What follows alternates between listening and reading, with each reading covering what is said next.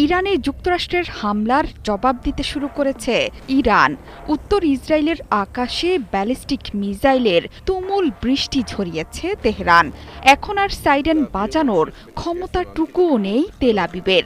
ইরানের ৩ পারমাণবিক কেন্দ্রে হামলার জবাবে অন্তত ২৫টি মিসাইল ছুড়েছে তেহরান। এর মধ্যে প্রথম দফায় ২০ মিসাইল, দ্বিতীয় দফায় ইরান ছুড়েছে আরও ৫টি মিসাইল।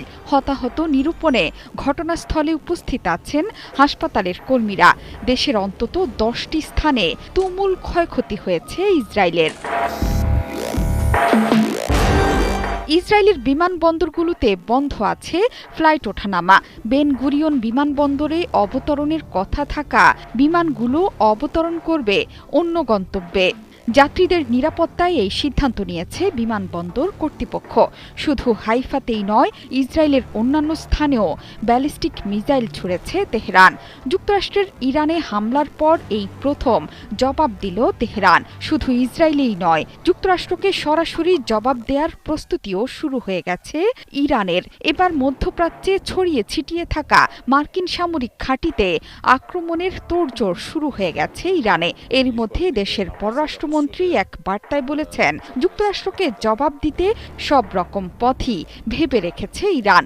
এমনকি রোববারের সকালে যুক্তরাষ্ট্রের হামলা অত্যন্ত ভয়াবহ এবং দীর্ঘস্থায়ী পরিণতি ডেকে আনবে বলেও হুঁশিয়ারি উচ্চারণ করেছেন তিনি। মার্কিন নৌবাহিনীর জাহাজে ক্ষেপণাস্ত্র হামলার পাশাপাশি হরমুজ প্রণালী বন্ধের হুঁশিয়ারি দিয়েছেন সর্বোচ্চ নেতা আয়াতুল্লাহ আলী খামেনির প্রভাবশালী উপদেষ্টাও। এই প্রণালী বিশ্বজুড়ে জ্বালানি তেল পরিবহনের প্রধান রুটগুলোর একটি। সামাজিক মাধ্যমে তিনি হুঁশিয়ারি দিয়ে বলেছেন যে প্রথম পদক্ষেপ হিসেবে অবশ্যই বাহরাইনে মার্কিন নৌবহরে মিসাইল হামলা চালাবে তার দেশ। সেই সাথে একযোগে যুক্তরাষ্ট্র, ব্রিটেন, জার্মানি ও ফ্রান্সের জাহাজ চলাচলের জন্য গুরুত্বপূর্ণ পথ হরমুজ প্রণালী বন্ধ করে দেয়া হবে।